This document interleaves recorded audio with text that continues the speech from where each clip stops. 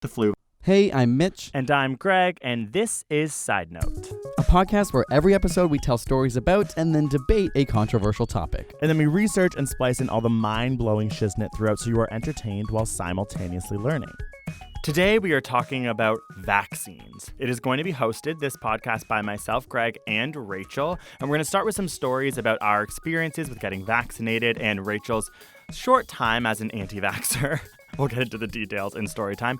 And then we are going to go off and talk about how we deal with the fact that measles is back. And as science communicators, what can we do to try and stop spreading this epidemic that is vaccine hesitancy? Hey, Rachel. Welcome to the hot seat. Hello. Hey, how you feeling? I'm feeling good. It's fun to do this. I'm nervous, but I'm excited. And we aren't filming this for the YouTube channel, we just said, which is great because we can both pick our nose. We can both pick our nose. We can both sweat. We're nose pickers. Yeah. Oh, my God. We can both sweat. Red faces. We have red faces right now. Yep. It's very warm in here. But you're good? I'm good. I'm actually really in a good mood because this morning I saw buds on a tree. Spring is here. April showers bring May flowers. It's neither of those months. I don't know why I brought March, that up. But March is like that in-between time where it could be a full blizzard or like people are wearing shorts. Yeah, so yeah, I know. Who knows? I know. And in Canada, it's like insane what we do. Like everyone's like, I'm going to go for a run. And it's just like everyone's still slipping on ice. How are you doing? Good. I went to the Robin concert last night for the second time because I'm a spoiled little brat. And it was awesome. Got to be with my guys and my girls, gays and girls. Perfect. And every single person there was gay or a girl. No straight man except the person who did the lighting, I think. I think he was straight. And did he have the best view, though? Oh yeah, there was a guy who was filming the thing for like the screen that projects, and he was just standing there, such a bruh, and he just was standing above all of us, just like taking it in. I was like, I would film this if I got to stand on a pedestal and watch Robin, but he seemed nonplussed. Is that a word? Wasted on him. I'm sure he was sober. Okay. Comment Corner. This week's comment is from Esto Pesto at Stella Bear 92. Hello, And Stella Bear. This is actually a comment about vaccines, which we're talking about today because last week Mitch had brought up a study, a huge study explaining how, I think it was like 625,000 kids that they studied and said, of course, there is no link between vaccines and autism and there's no toxic chemicals in vaccines. Right. And so this is the comment that someone wrote. They said, anyone who knows me knows how I feel about anti-vaxxers. The thing that gets me about the studies about the MMR and the MMRV vaccines and autism is the ableism being almost encouraged by them, which you responded back even and were like, this is an interesting way to look at this. Yeah. Because it's true. It's like, yeah, like everyone's always talking about like autism in this way as like, being like this awful thing or this like, how could you ever want that for your child? And there's lots of people out there dealing with this who now have to like, it adds shame and stigma around something. You never want to be anyone's worst case scenario. And that really dehumanizes those people who have autism and the families of people who have autism. So yeah, thank you so much for bringing attention to that. That's such a good point. Yeah, and on both sides of this argument, it's something that we're going to be talking about today. It's just like I had never actually really thought about it. So insight on the hashtag Sidenote podcast aspect of Twitter, might want to be checking that out. Oh, what did we learn this week? Okay, Rachel, do you want to go first this week? What did you learn? Sure. So my what did you learn this week doesn't have to do with vaccines, but actually has to do with flossing. Do you floss, Greg? The dance move? Of course I do, because I've babysat before. And to the hip. I actually can floss the dance move. I'm sorry, I'm totally off the actual concept of flossing.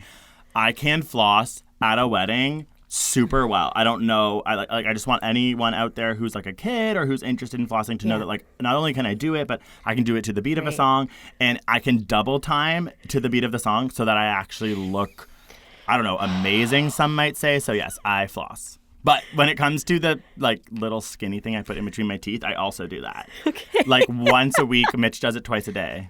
anyways, it's just like whenever I look at Mitch, I'm like, oh shoot, flossing. So I do it more than normal. Okay, so you and I are the same. I learned how to floss the dance probably this year, probably a little too late to learn it. Okay, but... embarrassing. I literally knew it 4 years ago. I can't believe you said that out loud. Anyways, continue. And I too will go on spells where I'm flossing every day, and then it'll be like a once a week kind of thing. But I am committed to being more of a regular flosser, even though that 2016 article came out where it's like flossing is not important. Yeah. But that has been kind of debunked. It's just like if you are flossing at a high quality and getting I cannot around... get around the fact that like we're having this serious conversation of like, remember 2016 when it was scientifically proven that the dance move flossing was not helpful.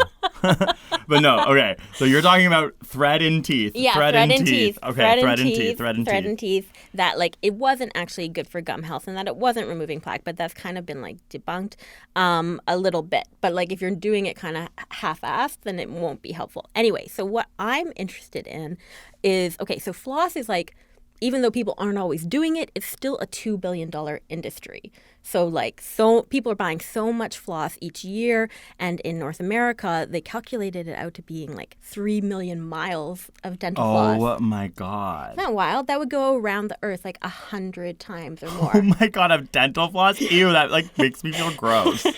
And for most people, you know what? It's probably sitting in their cupboard, not being used. Yeah. But for people who are using it, it's not recyclable. It's not biodegradable. So it has 3 routes it can take. It can go in your garbage and then ends up in a landfill. A lot of communities, especially in Europe, they incinerate their trash, so it can do that. Or it can escape from incineration or landfill and then end up flying through the environment. And in your butt crack. I just feel like...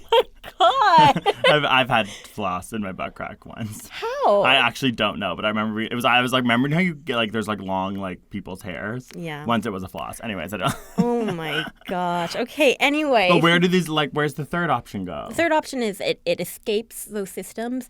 It ends up in the environment. And then, all rivers flow to the sea. And then eventually it's in the water. Worst case scenario, around a turtle's leg. Okay? Okay. Oh my God. So straws? If you're using a metal straw, maybe you should not floss?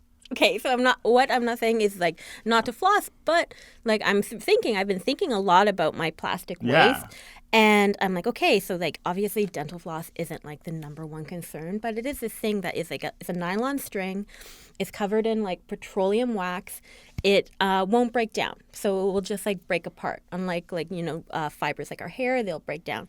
So there are some people who are using silk threads instead to floss, and those will break down over time when you throw them out because spider silk is like... Wait, they're using spider silk? Yeah, so it's like 5 times stronger than steel by weight. No, I knew that, but I'm like, are you telling me that people are using spider silk to floss? People are using silk to floss. Oh, silk. Okay. But then, and because it's not plastic and it will degrade properly. Yeah, which is like the most bougie. I know. I'm like, tooth care. Yeah. Okay, that's like kind of.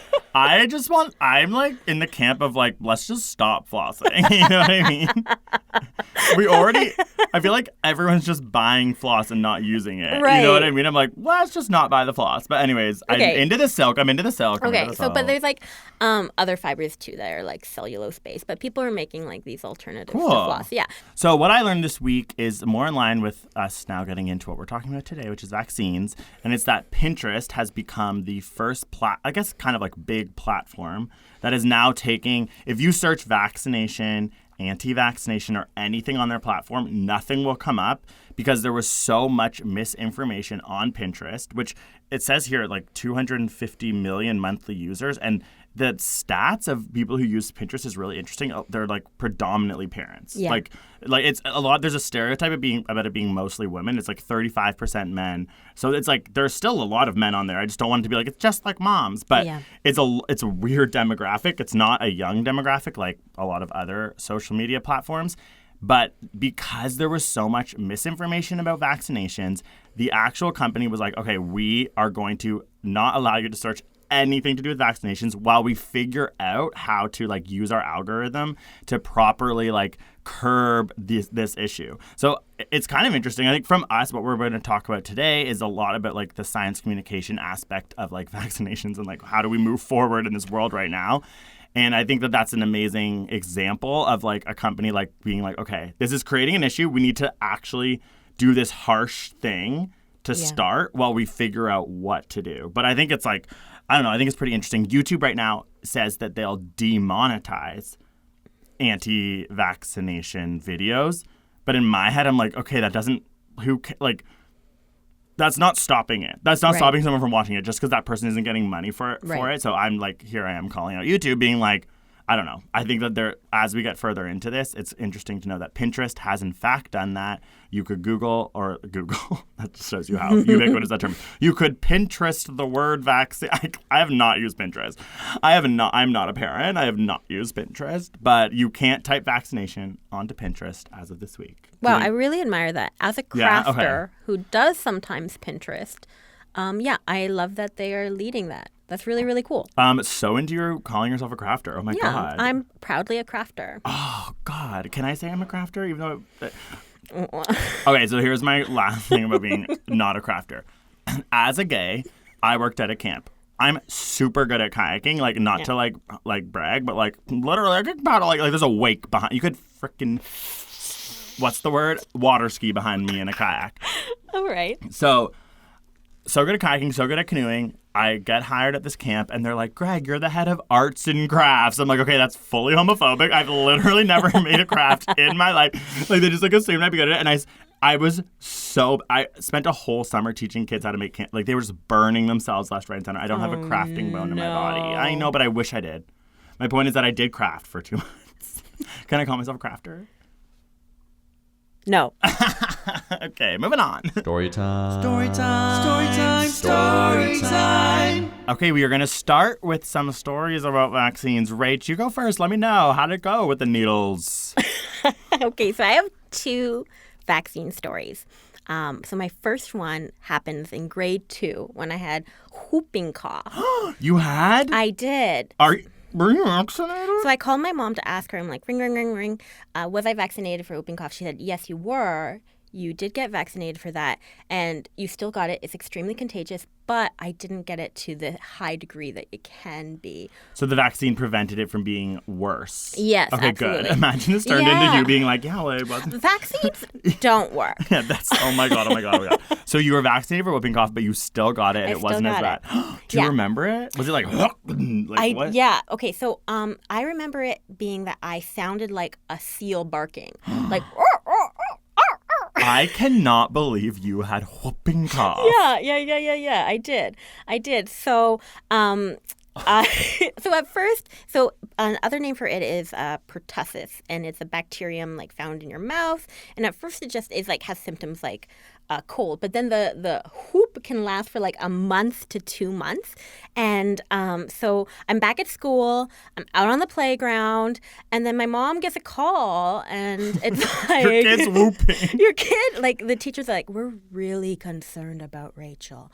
Like she is coughing so much at recess. Like maybe she should stay inside during recess or whatever. But little did my mom know that I was coughing on demand for my popularity. So part of my personality I would describe as like split between being like very introverted, I'm shy, don't look at me, and then there's the other part that's just like, I'm in a cough. Yeah. Like give me all your attention in all these destructive ways. So I was in grade 2, and there was like this group of grade 6 people who were just like, that's 4 grades above. Yeah, do not talk to them. Don't even look at them. They were like, you're so cute. Your cough is so cute. And I remember this one guy. What was his name? I think his name was Adam. Oh my God, that's so not as hot. Let's call him Troy. Okay, so Troy was like, oh my God, your cough is so funny. You're so cute. Oh my God. And he's basically like hitting a full-grown man. Yeah. Like grade 6. He probably had like a nipple hair. Maybe. So I was like, obsessed. Like I've always been so boy crazy, even like in grade 2, like had a long list of crushes. Anyway, so I was just like, yeah, I'll cough for you. Like let me cough. So I would cough and cough and like whoop and like sound like this seal. But then it would get so bad that I like I didn't have control. Oh my God, God, I couldn't actually breathe. be like, Adam. Was Adam like, my dad's a doctor, you have whooping cough? So Did you give Adam whooping cough from whooping I don't in his think it's face? contagious at that phase, but like Oh literally my not God. cute. Like what the fuck? Like why am I coughing? Oh my God. So wait, so then you were coughing for attention from Yeah. Adam / you actually had whooping cough? Yeah. So it was like when the teachers were like, we think your daughter has whooping cough, in your head you're like, no I don't, I'm doing this for attention, but really there was pertussis in your mouth. Yeah. So I was just like coughing more than I needed to. Okay, wow. Yeah. Okay. Cool. Cute Cool. look. Cute look, you know. Wait, what's your other story? Okay, my other story is how You're like, I was... had measles. Oh, and I also had rubella. Okay, Really so... not bad cases, though, because I was vaccinated. We're like, we're trying to convince people. Yeah, I don't know how great actually my stories are at convincing people because my next story is how I was an anti-vaxxer teen. Wait, oh my God. Okay. All right, here's the scene. It's grade 11, maybe grade 12, so 2004, 2005. A lot of Arcade Fire. Oh my God. listening. I once did in English class, it was like, you need to bring in a poem that like we're going to like dissect. So everyone was bringing in, I don't even know, place poet's name here. I never loved English. I'm like, explain to me William why. Blake. Yeah, William Blake. I brought in Arcade Fire. Where you're like, Neighbor- neon Bible, my body is a cage. Yeah. Chung, chung. Like literally, it was neighborhood number 3. Like, Oh, that's a good one. and I was like, this is about how hard. Yeah. I was like, it's so hard to grow up. You know, this is all about nostalgia and childhood and how growing up is so. I could just see my teacher being like, "You're in grade 11. Like, don't talk to me about growing up." Like, I literally was like, "And now that I'm old and facing death, I find neighborhood number 3 to be cathartic about my youth." And Do you find that like in high school and like in my early 20s, I'm just like, oh my God, like I'm so much older now and my innocence is gone. And, what, you're like just when you're in high obsessed. school? Yeah. Yeah. No, for sure. Exactly. Probably so insufferable to everyone. I know, and I was like, isn't that what, like, I was convinced that's what Arcade Fire was about. And I'm like, did adults even listen to Arcade Fire? Like, now I'm like, wait, were they all like, this is, like, childish? Like, I'm like, I thought Arcade Fire was super cool for, like, the 30-somethings at the time. They were probably like, what is this, like literal children's music? Anyways, continue. Yes, Arcade Fire. Okay, yeah, I'm listening to Arcade Fire. My haircut is really short. I look like Harry Potter. Oh my God, hot. And also around this time, like a bunch of like public health officials and doctors and nurses were coming to our school telling us about this HPV vaccine that is now available in Canada. So the main HPV vaccine, so that's human papillomavirus, is Gardasil, and there's a couple others. But at the time, it was not free, but they were encouraging that we still get it. Huh, okay. How much did it cost, do you know? I don't remember how much it cost, but my mom and it was not so much. They were like, yeah, my mom's like, cool, you should get this. Like, we'll It's pay an for it. assembly or something? Like, Yeah. What? Oh, okay. Something like that, yeah. Or it was like in gym class. Because at the time, they were only giving it to girls, but now they are giving it to Men. men and women because everyone can get HPV. Yeah. So, so the reason people were giving this is because HPV, though, like okay. Also, I've probably had HPV, and you probably have Isn't that like too. a joke? Like, we all have HPV. Yeah, lols. like 70% of Canadians will have HPV at some point in their life, and there's also like a bunch of different variants. It's not always sexual. there's They're so basically many. like Yeah. warts, right? Yeah, I remember like my cell biology professor, like we spent a lot of time on HPV because at that time, it was around this time, I guess, a little bit after. Like Arcade Fire was like still making hits and selling out the Skydome or whatever. But there were so many strains of HPV. Like I think it was a really fascinating time for like learning about this. They Yeah. were like I think they were obviously like maybe researchers trying to think about more vaccines to cover more viruses. Like Right. there's so many strains and only some lead to certain cancers. Some lead to cancers in men, cancers in women. So there's lots of different types even though we just say HPV. Right. Yeah. Right. But they have found clear links that for most people will just go away, but in some cases it will lead to cancer. So like cervix or vaginal cancer or penile cancer, or like you can have it in your throat or in your anus. So like basically all the places you can have sex. Ooh. So, and then I remember this rumor that you can catch it from sitting on a toilet seat. And I don't know where we got that from, but that's not really the case. It doesn't live on hard surfaces. Like if you were Well, sharing... it lives on some hard surfaces and not Ayo. some. But if you're like sharing a towel or sharing undergarments, Perhaps. Yeah, okay. Perhaps. Okay, so this is coming to town. My mom's like, get it. My friends are like, cool, get it. The teacher's like, good idea, get it. And like, I'm like at my peak self-righteousness. Okay. So like, oh my God. I am an anti-vaxxer.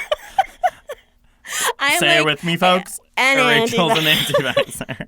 I'm just like, this vaccine has been out for a second. We do not know the effects of this vaccine.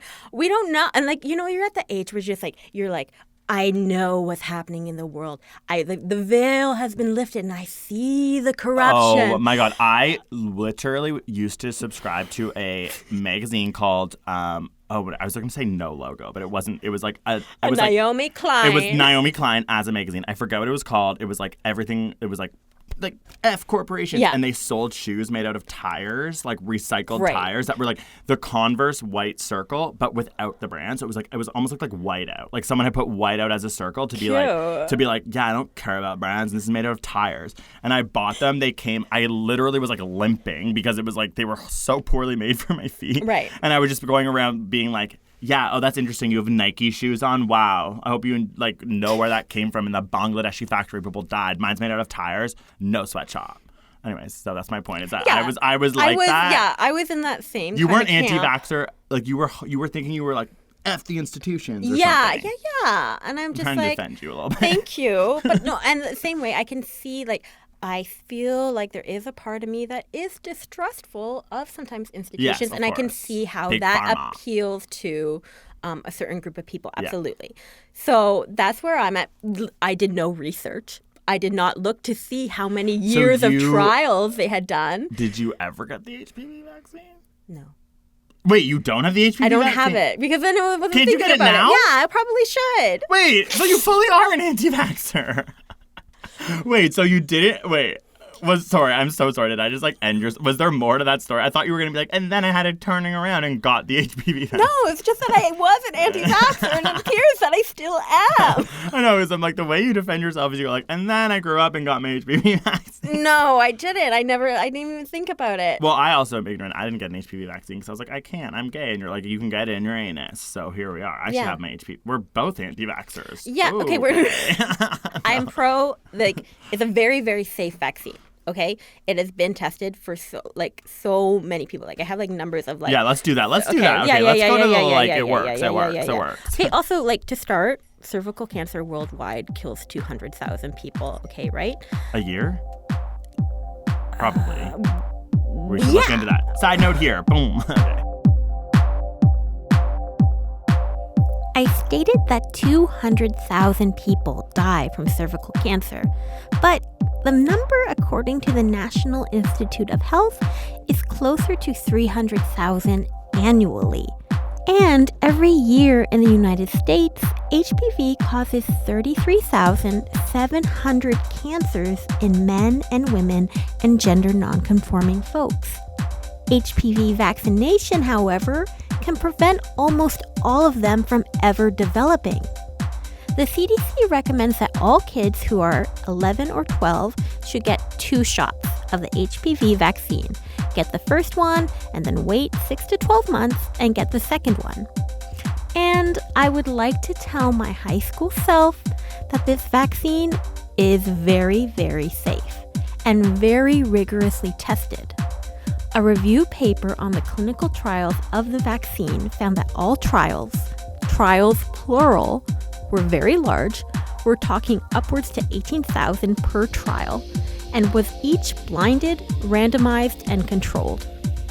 Trials took place in multiple sites across Europe, North, Central, and South America, and Asia, and Australia for a length of 4 years. Of course, this vaccine isn't for everyone. You shouldn't take it if you are under the age of 9, or if you are pregnant, or have a severe allergy to yeast. And like all medicine, there is a chance for side effects, such as soreness in your arm, headache, or mild fever. And 1 in a million may experience more severe reactions, but those symptoms would present within a few minutes to few hours after the vaccination. Overall, it is an extremely safe vaccine with life-saving potential. If you are under the age of 26 and you haven't gotten the vaccine, you can still do so. Okay, so right now, I'm very pro everyone getting the HPV vaccine. It can help with a preventable potential cancer. So it's a really, really good idea. It's proven to be quite safe. Lol, that's what the point of that story was. And the point we're trying to get in the minds of people who are anti-vaxxers. We get it. We've all been self-righteous. That was shady. Wow. Okay. Yeah, we don't know how to end this other than... I can talk about my stories. Yeah, please tell me yours. My stories are so not as interesting in that, I'm not an didn't have an anti-vaxxer phase. I didn't have whooping cough. But the only thing I was thinking about was chickenpox, because there's a chickenpox vaccine now, and we're both old enough, I think, that we would not have gotten the chickenpox vaccine. No. We would have just gotten chickenpox. Right. And I remember just so vividly that feeling of just being having a really weird disease where your body's covered in these itchy little scabs, but your parents and everyone around you is like, oh, you have chickenpox. No one's really overreacting. I'm if this was any other situation, I'd be like, okay, mom, dad, am I dying? Right. And I remember just that feeling of don't itch and just these weird things on your body where you're just it's just a horrifying thing that your kids have to go through. Yeah. And I got it from someone named PJ. Hot. I think that's a hot name. Cute. Yeah, it's a cute name. I guess it just means pajamas. But, what does PJ stand for? Pajamas. Oh. Peter George. Yeah, probably Jeffrey. Paul John. But my sister, when she had chickenpox, because I was sort of Mom, did you, you were saying chickenpox parties. I know my parents were definitely into vaccines. That that's kind of you're yeah, my parents were too. I don't know where I got this from. I know. I remember getting the bumped up vaccine in grade 9, then was so excited. I loved the idea of leaving class, get a needle in the gym. I'm this seems dangerous. Yeah. And just thinking I don't really actually remember knowing what it was for. I was just we get a free needle. Okay, cool. Can I ask you a question that is a side tangent? Getting needles in gym, but when I was a kid, I remember they took our fingerprints. Did that happen to you? Oh my God, I think that did happen to me. Yeah. What does that mean? I don't know. Anyway. Well, I just gave away way more information on 23andMe, so it's I don't really I'm okay, we'll get into F the big state or whatever. Rachel, you still got that in you, but yeah, I would love to get on board and be wow, that's a conspiracy theory. They're gonna murder us all, but it's no, I did 23andMe. Sorry for interrupting. Oh no, my sister, when she had chickenpox, my parents had a parent be I want my kid to get chickenpox, and brought all 3 of her kids over who hadn't had chickenpox to my house to hang out with my sister, and it worked, and they all got chickenpox. That's awesome. Get it I know. All done. Boom, boom, I was boom. boom, boom, boom, control it. And I was that is so weird, and it's a weird thing that people now don't have to do because there is a vaccine. Cool. And then the last thing I'm going to say before we move on to our go-off is about the fact that I got shingles, which was the adult version of chickenpox. It's the same virus, and you are supposed to get it when you're really old because it usually has to do with your immune system being suppressed. Okay. But it was the end of 4th year university, and I was just graduating university, and I was I'm going off, just smoking weed, partying, staying up late, had such a great end to my 4 years at Guelph University, and then I got shingles. Okay, I don't want to make you feel bad because, okay. But you are getting a lot of these elderly people. I currently have gout. I'm coming forward to say this on the pod. I thought in the summer that maybe it was a spider bite because there was fang marks on my foot right as it's inflamed. And then after letting loose at Christmas and having some dark liquors with gluttonous meats, I also got some foot thing, and then I had a steak this weekend. Now I have gout. So yes, I've had gout, got shingles at the ripe age of 19 or whatever. Anyways, yeah, I got shingles, and my doctor was have you trying to figure out why I'd be immunosuppressed? And then I kind of just started talking about the way I was partying, and he was yeah, okay, that could maybe do it. So I got shingles from partying. Right.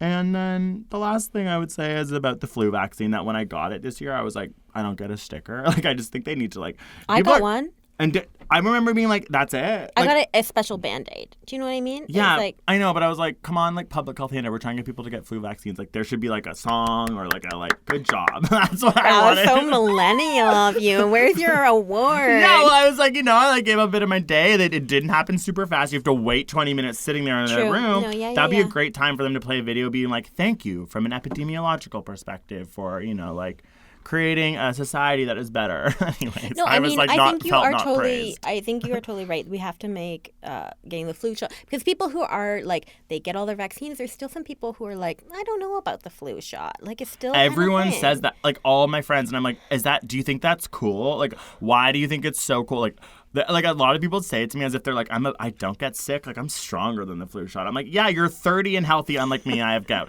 But like you're 30 and healthy, but like that's not the reason. It's about helping people who are Right. immunosuppressed. Yeah, absolutely. So whenever they give me that self-righteous, like, oh, I actually like never got sick, I'm like, secretly you're an asshole. Anyways, okay. Everyone get your flu rebrand the shot. flu shot. Rebrand the flu shot. In fact, everyone, you know what? Public healthcare professionals on the street pop out of nowhere, boom, in your arm. You got the flu shot. No consent. No consent.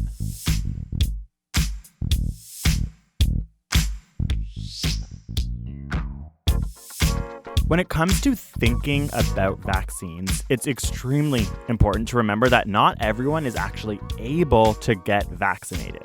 As I mentioned, some people may be dealing with immune systems that are weakened from something like a disease or maybe some sort of medication that they're having to take, and others, like the very old or the extremely young, may not have immune systems capable of fighting off infections on their own.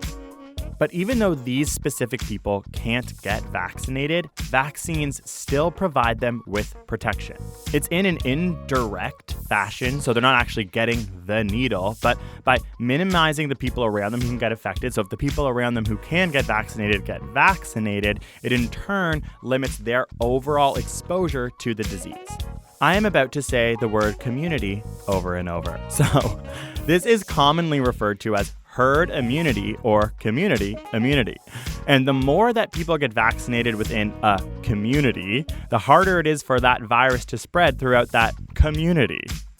And once vaccination rates hit a particular level, so once enough people are vaccinated, this is known as the herd immunity threshold. This is what we want. We're like, bam. And therefore, it becomes impossible for an outbreak to now occur.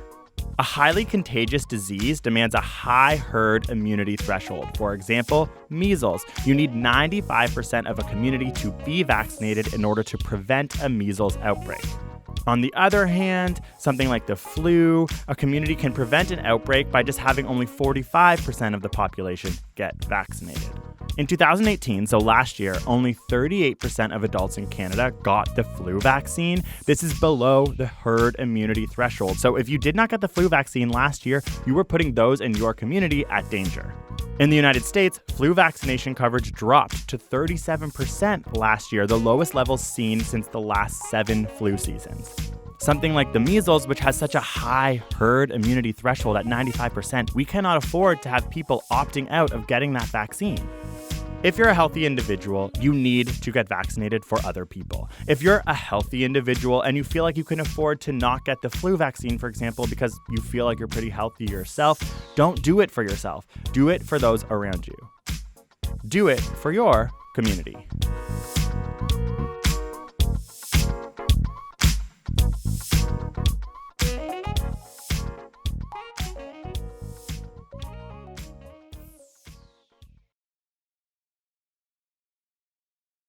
Thank you so much for listening to this here pod, this little pod that could, Sidenote podcast. Right now, what we would ask you to do is press those 3 dots on your phone, if it's an iPhone, I don't know how Androids work, and share this podcast with someone who likes pop culture, who likes science, who likes debate, okay? Could be a friend, could be a family, could be an enemy. Share it with them. That would help this a lot, and we'll get back into the show.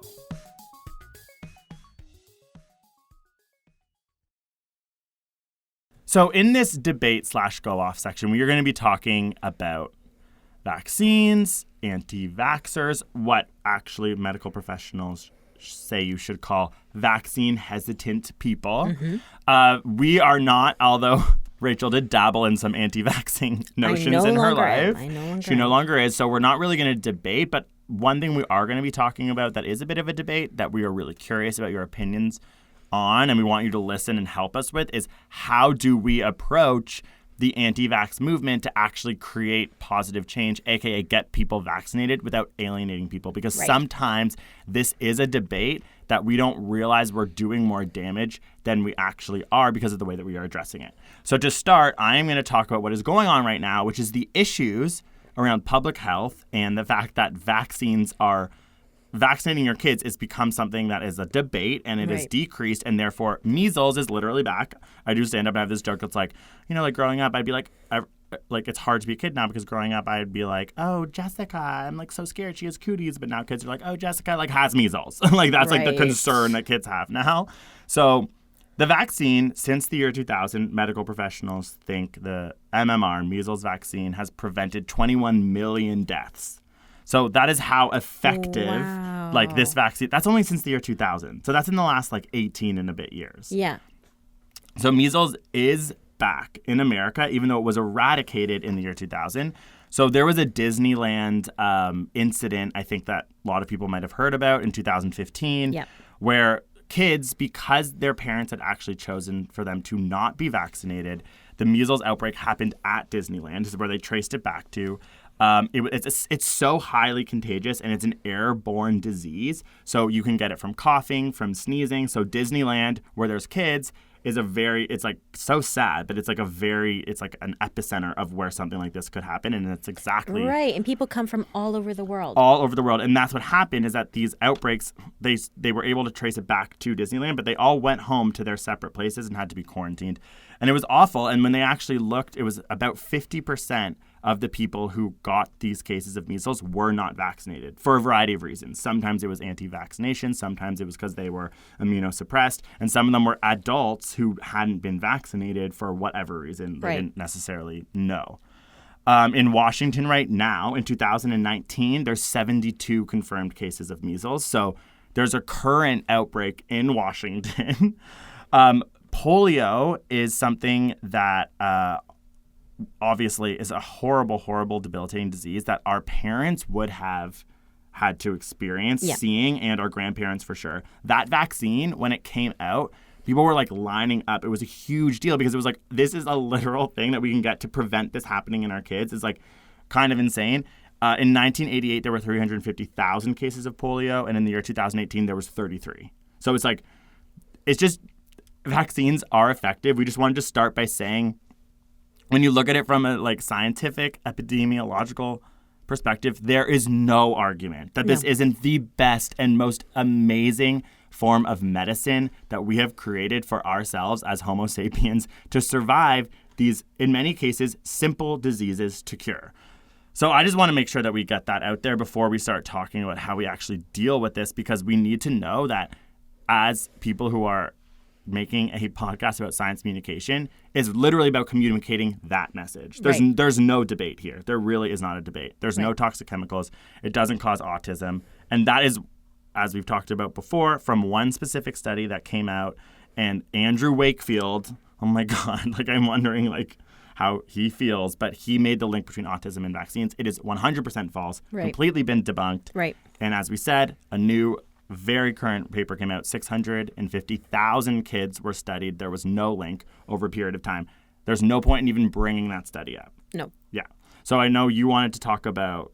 I did, but also that like the month of January had 5 times more cases of measles worldwide than last year. And also... Wait, what, this past January? Yeah, this January? 2019. Last month? 2019, there has been, in 2019 so far, not including March, 74,000 plus cases of measles.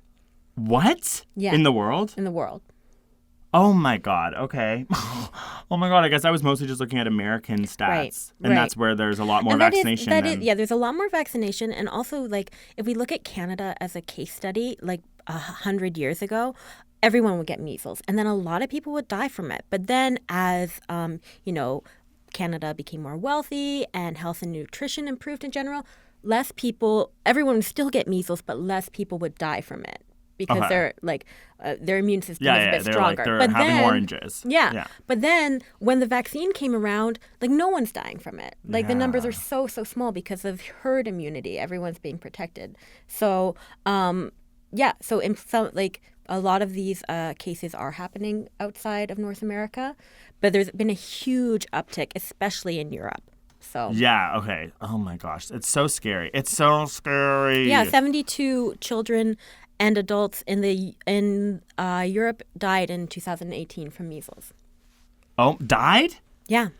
Oh my gosh. Okay. And and I'm just seeing here on your thing too. It's like it is one of the top 10 threats of global health for this year, right? Because it is really back. Yes. Okay. So I think we've discussed It's bad. it's bad. It's back. Anti-vaccination or vaccine hesitancy is becoming a big issue. Yes. So now, do we want to get into talking about? Let's do it. Okay. So I recently have started to make jokes about this in my stand-up. Okay. And the joke is quite harsh, and people laugh really hard. It's like making fun. I say something really bad. I'm like, from an epidemiological perspective, after making a bunch of jokes about like kids and vaccines and how they're back and stuff, I'm like, from an epidemiological study, like if you have friends who aren't going to vaccinate their kids, like you should kill them. You know what I mean? Like before they kill your kids. Like that's kind of like a joke. Everyone laughs. It's like, to me, it just seems so absurd to ever have this opinion.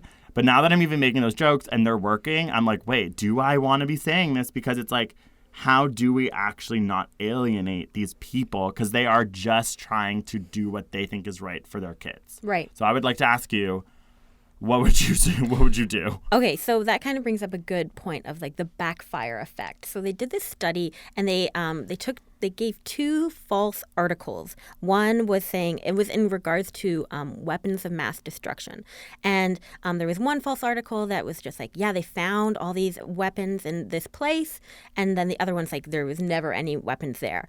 And so then people obviously, if you had a more right-leaning thing, you were like more like you felt more anger about the one being like you lined up with the idea of weapons of mass destruction being there as a big deal. And if you were more left-leaning, you felt the other way, right? But then they showed a correction that said just like, oh, this actually was found to not be true within the report. And then what you would think, people would be like, oh, it's corrected. Like, okay, that changes what I think about it. But instead, what it does is have people double down.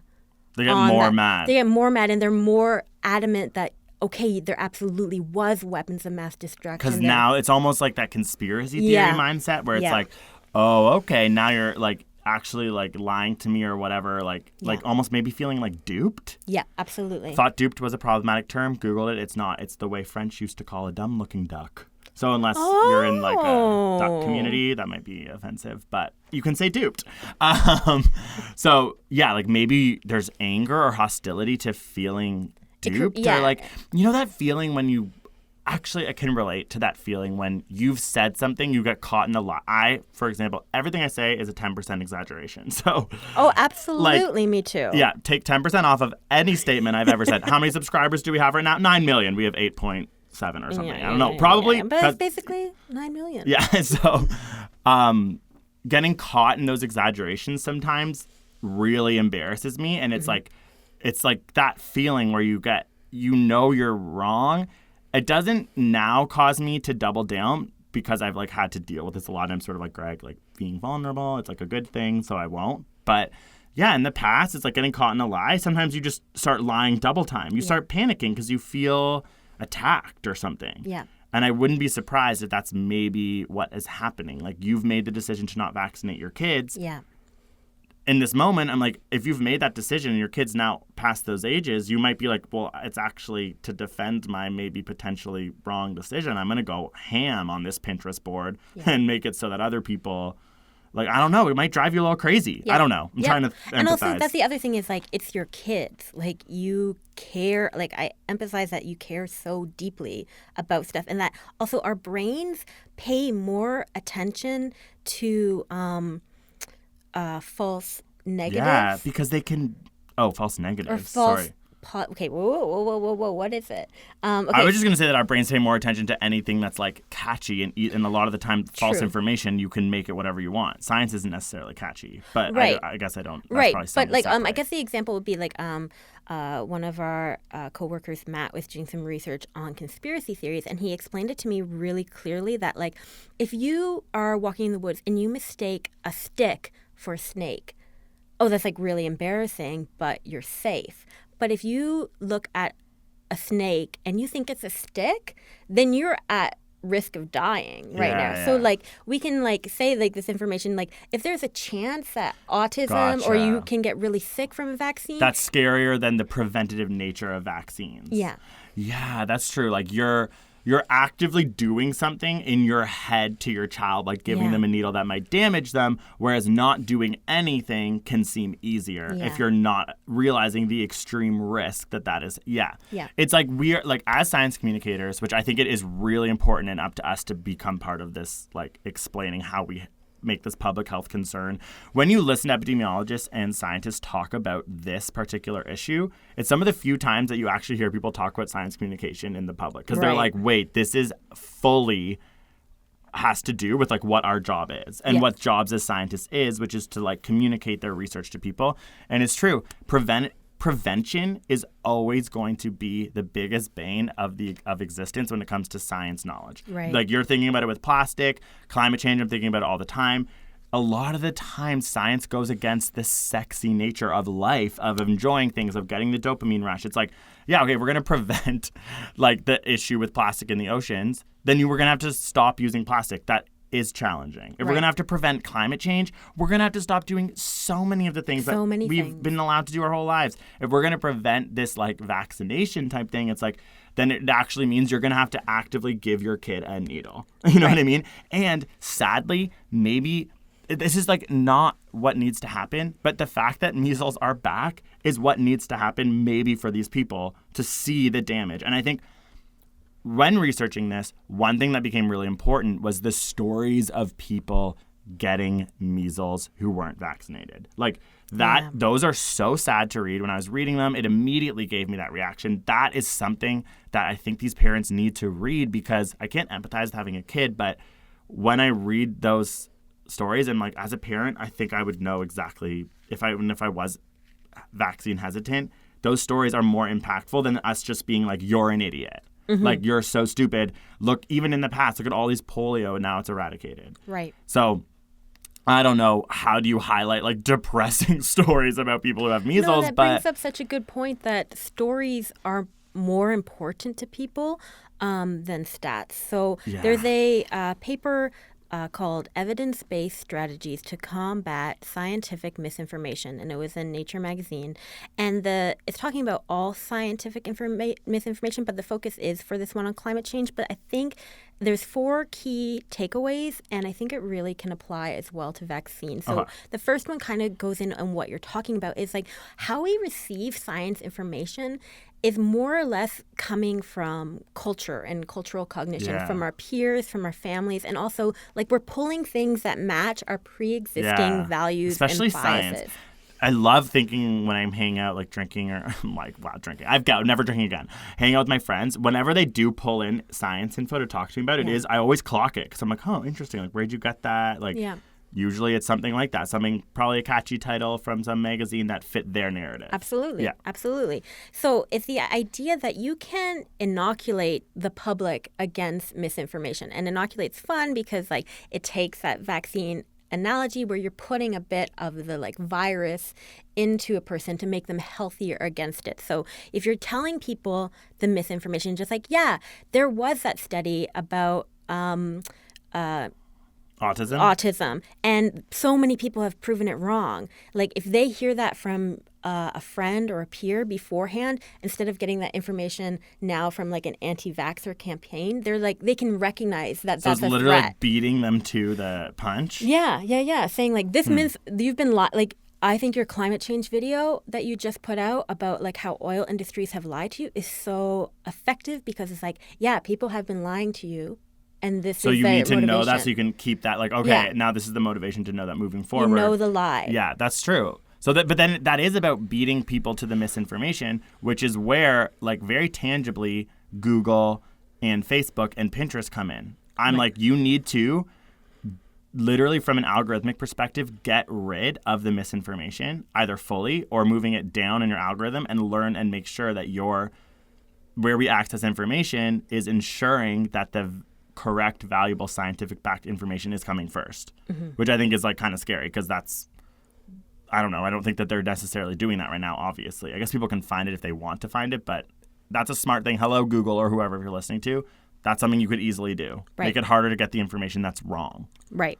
And so that also, like, that kind of plays into the second one, which is finding legal strategy. So, like, there have been a bunch of filed lawsuits against fossil fuel companies like ExxonMobil that you were talking about. And those lawsuits, though really expensive and time-consuming, they bring that media attention to the lie. So, like, for example, in Toronto recently, all these billboards went up that were just like anti-vaxxer billboards, and then trying to find like who the company. Yeah, there was. Did you see those? Wait, there were people promoting not vaccinating your kids on billboards in Toronto? In Toronto, yeah. Okay, that just seems okay. So, well, I think there should be a legal, like, you shouldn't be able to do that. So what's the deal with these billboards anyway? Here's the story. In February, Torontonians were inundated with 50 billboards across the city that were, to put it lightly, raising concerns over just how safe vaccines actually are. According to Dr. Vanita Dubé, an associate medical officer with Toronto Public Health, these billboards were specifically designed to lure people in with half-truths in order to sow initial seeds of doubt within the minds of the observers. Plus, if you were to take a casual glance at these billboards, you wouldn't even be able to tell they were produced by a vaccine hesitancy group. But in fact, they were the brainchild of a non-profit organization called Vaccination Choice Canada, who, to be fair, are more partial to the label of Vaccine Risk Awareness Group. It isn't clear how the organization raised the funds for such an ambitious campaign. They appear to rely solely on donations, as well as membership fees and contributions. The backlash to the billboards was swift and absolute. Toronto councillor Joe Cressy, who heads the city's Board of Health, called the billboards deeply disturbing. And Outfront Media, the company who owns the actual billboard space, confirmed that the billboards would be taken down. But overall, this whole ordeal does raise a lot of questions surrounding where to draw the line when it comes to messaging and content in ads on privately owned property.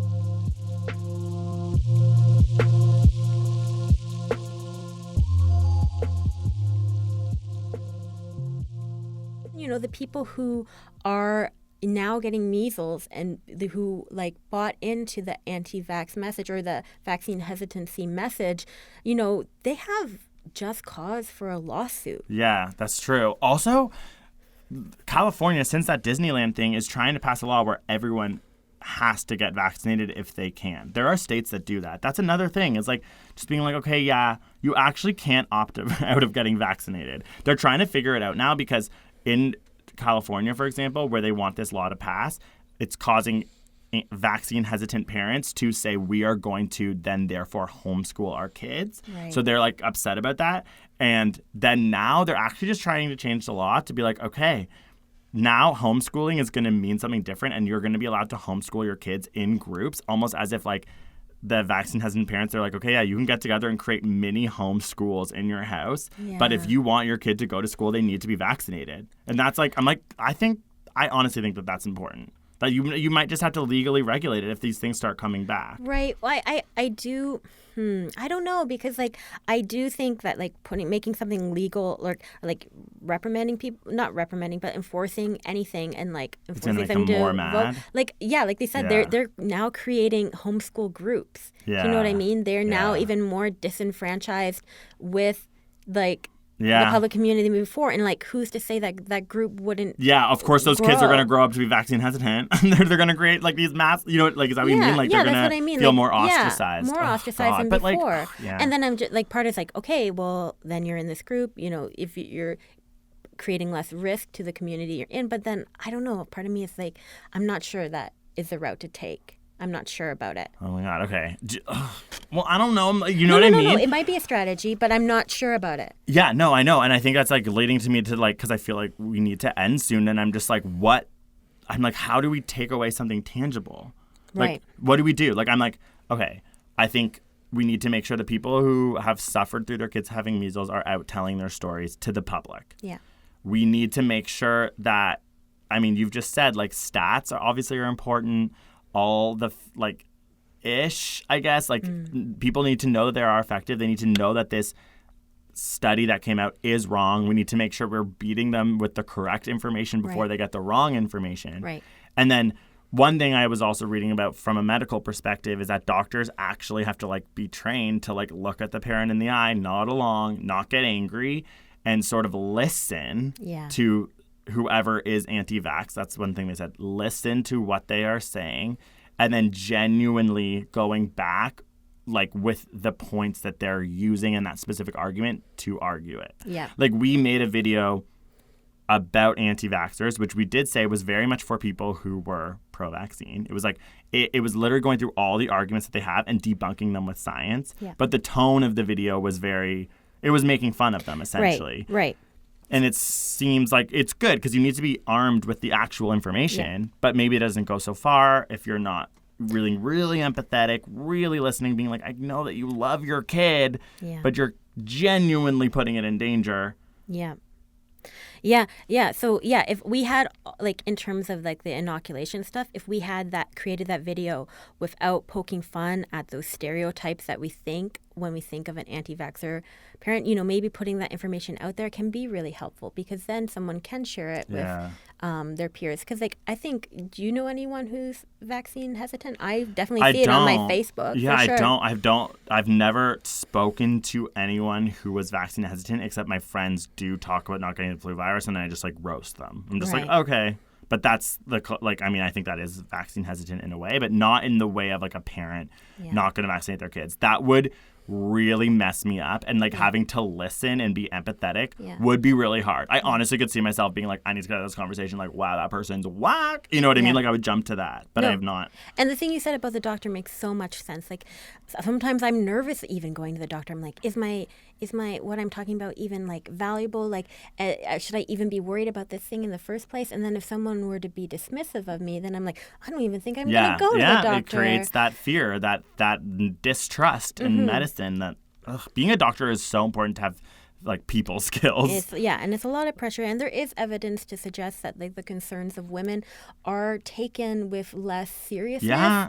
Then, It's rife. That's the thing. All of them, everything is rife with nuance and size. Yeah. Vaccines aren't, and it's actually creating even a damage within that. We have to wrap this up, but within the science community because.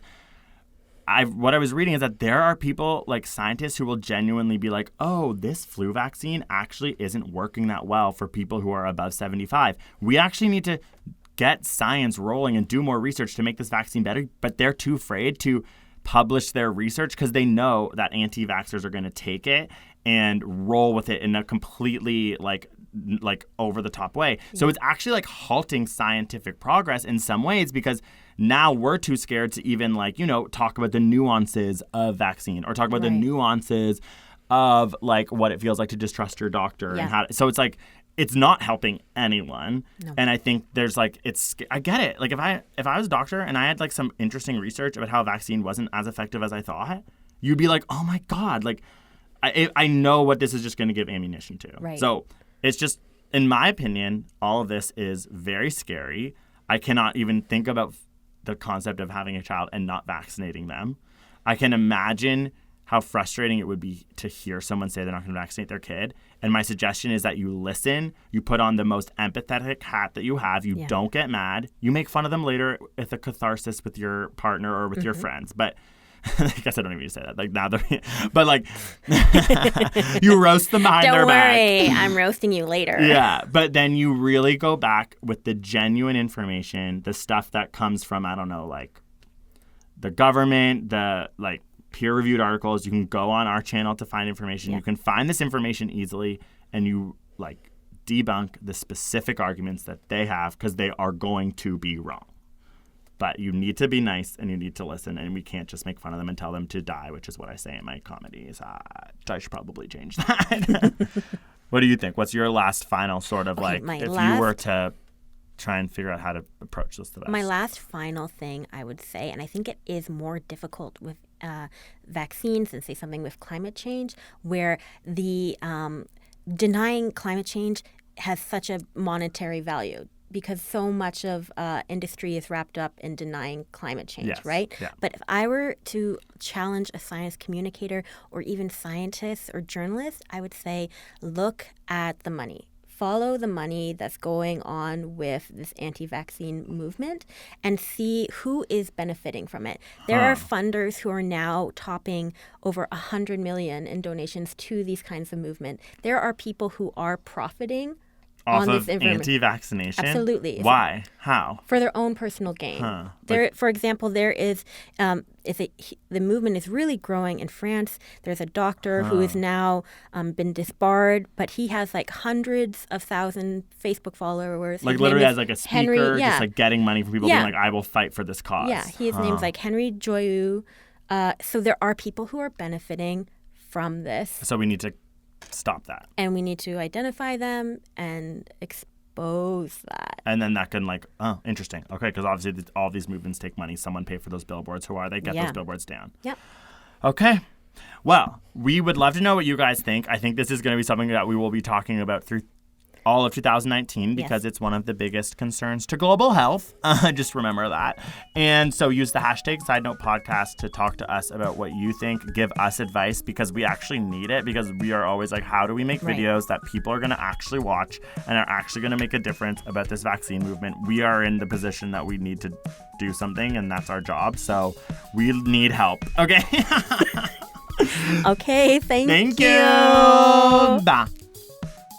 Wait, before we go, okay, if you love this show, then you should check out Canada Land. It's a podcast that we love here at ASAP Science. So it's a podcast about news, media, and politics. Canada Land actually comes out twice a week. They work hard, and it dives deep into the biggest stories in our country. So you'll hear some of Canada's smartest voices explain how stories come together in a way that's very clear, very funny, and actually extremely informative. So you can find Canada Land wherever you get your podcasts.